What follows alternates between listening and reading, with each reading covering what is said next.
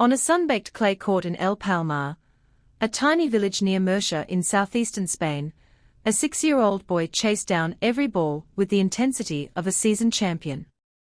He wasn't just playing, he was studying. Every serve, every drop shot, every sliding backhand was absorbed, mimicked, and refined. His grandfather built him a makeshift net from fishing rope. His father, a former amateur player, drilled him for hours after work. That boy was Carlos Alcaraz, and though he had never left his village, his eyes were already fixed on Wimbledon, Roland Garros, and the legacy of his idol, Rafael Nadal. Few could have imagined that within 15 years, this quiet kid from rural Spain would not only reach those stages, he would conquer them, becoming the youngest world no. one in ATP history and heralding a thrilling new era in men's tennis. Born on May 5, 2003, Carlos grew up in a close-knit family where sport was both passion and discipline. His father, Juan Carlos Alcaraz, instilled in him values far beyond technique. Respect for opponents, humility in victory, resilience in defeat. At age 8, Carlos enrolled at the prestigious Equalite Academy in Alicante, founded by former world no. 1 Juan Carlos Ferrero. It was a turning point.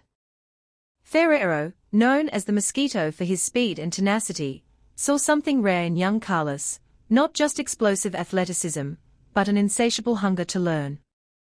While other juniors focused on winning junior tournaments, Carlos spent hours analyzing matches of Federer, Djokovic, and especially Nadal, dissecting their patterns, footwork, and mental fortitude. His rise through the junior ranks was steady but not meteoric. He avoided early hype, skipping flashy exhibitions and social media stardom.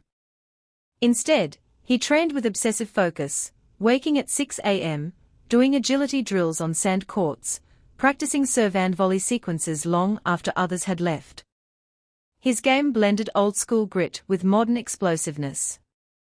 A crushing forehand, lightning-fast court coverage, and a willingness to finish points at the net, a rarity among baseline-dominated peers. By 16, he was competing in professional futures and challenges, often facing men twice his age. He lost often, but never stopped adapting. The breakthrough came in 2021. At just 17, he won his first ATP title in UMAG, becoming the youngest Spanish champion since Nadal. Weeks later, he stunned top 10 star Matteo Berrettini at Wimbledon, announcing his arrival on the global stage. But it was 2022 that transformed him from prodigy to phenomenon.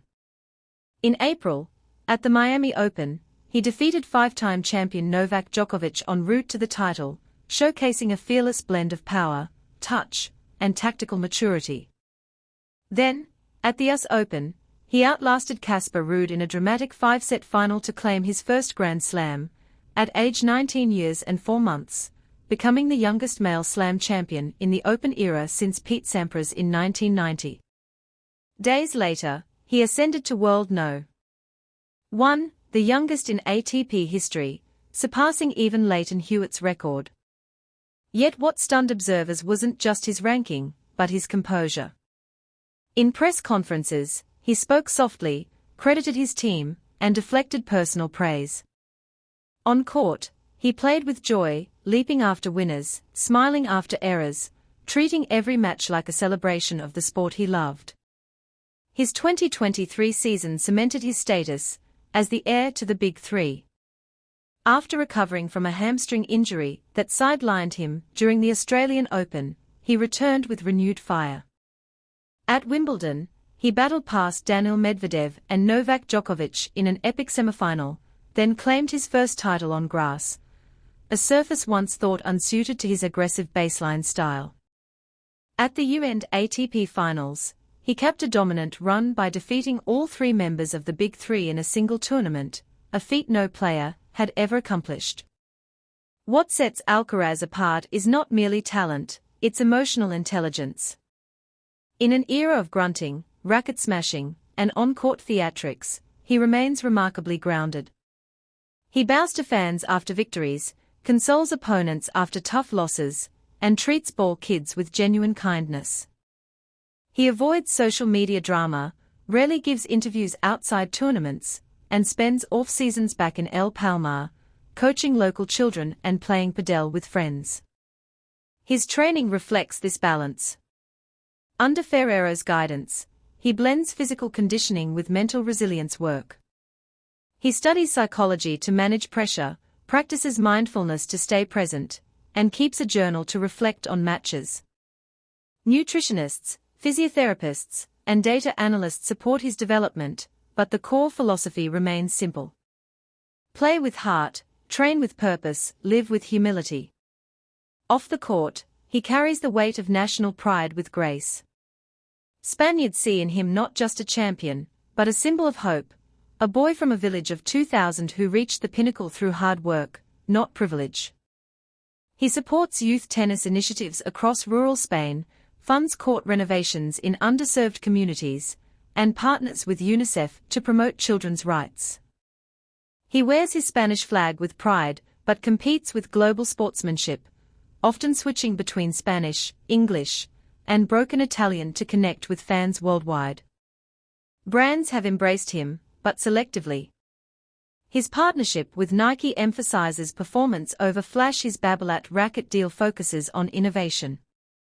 Unlike many stars, he hasn't launched a fragrance or fashion line.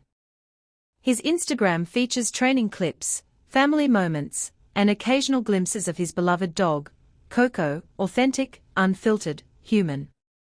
Experts believe his ceiling is stratospheric.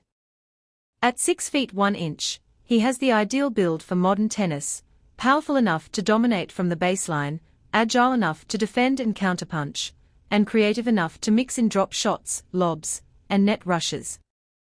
His serve, once a weakness, now regularly hits 210 km per hour. His backhand, once inconsistent, has become a weapon capable of redirecting pace with depth and angle. Most importantly, he possesses what legends call competitive fire, the ability to raise his level in crucial moments. Whether saving match points or closing out championships, he thrives under pressure, often playing his best tennis when stakes are highest. Coaches describe his match IQ as elite.